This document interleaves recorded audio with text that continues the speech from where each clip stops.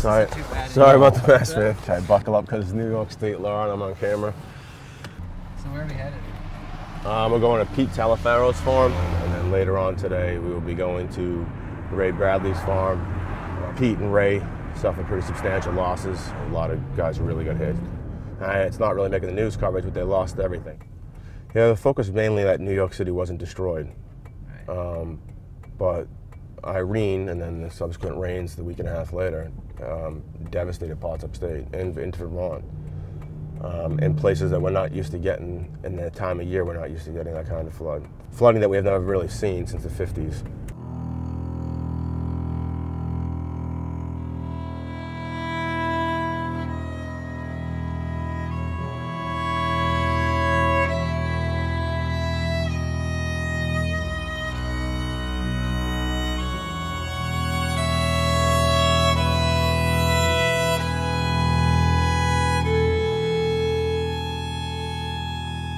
So this canyon is probably 450 feet across, 400 anyway.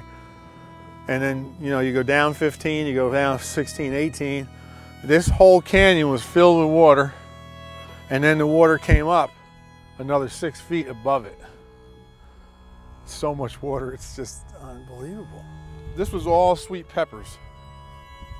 I mean, now they're just skeletons. They're completely gone. You can't even see any remnants of any fruit because the fruit all got washed away with that second batch of water that came in here. Some of these tomatoes were like this. The water was, well, the water was over these poles. We're talking about $80,000 investment down here, between seeds, plant stock, agricultural supplies, time to put stuff in. But the way we market our marketing strategy for this farm has been, we back the farm up. The farm is 60% of the farm's products go through our community supported ag program, CSA. And that's where people put their food dollars into the farm early in the season, which gives the farmer operating monies to carry through on a crop. But at the same time, they're also taking the same risks that the farmer is taking on. That's part of the contract. So if we lose out, they kind of lose out. So when this happened, I didn't know how I was going to approach the people because I knew there was no way that this farm could feed 330 families. So I just spelled it out, and the flood of support came in from the CSA. It was tremendous. I mean, everybody just said, whatever you need to do you want us to pay for next year? Do you want to borrow our pickup truck? Do you want us to come down with our kids? Do you need tools? Do you want us to cook for the people that work for you? I mean, it was just unbelievable. So, I mean, that in itself cut us a tremendous amount of slack. We want to turn it around so we can say we made an honest attempt to turn it around and do something for the last 3 or 4 weeks of the year.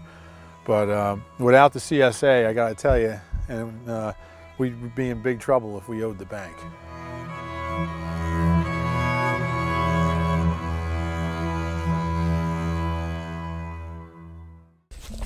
You guys been waiting for me probably? Daniel. Anybody else? Ray. Anybody else been here? No, we just got here about 2 minutes ago. This is all underwater. So everything's dead. Potatoes, broccoli, cabbage, carrots.